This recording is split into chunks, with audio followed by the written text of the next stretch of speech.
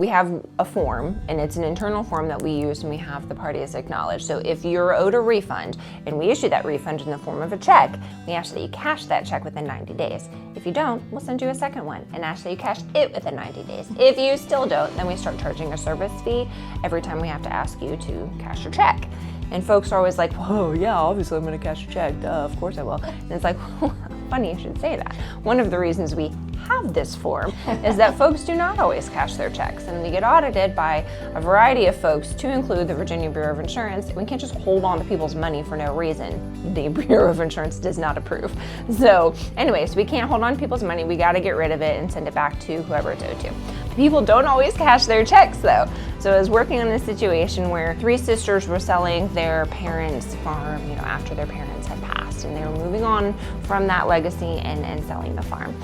2 of the sisters, they were getting wires for their proceeds, no problem, day of reporting and once we were dispersing. But the 3rd sister, and she was the one who was actually in charge of the estate, so theoretically the responsible sister. So anyway, but she needed or preferred a check for her proceeds. Totally fine. Over $100,000 and for her share.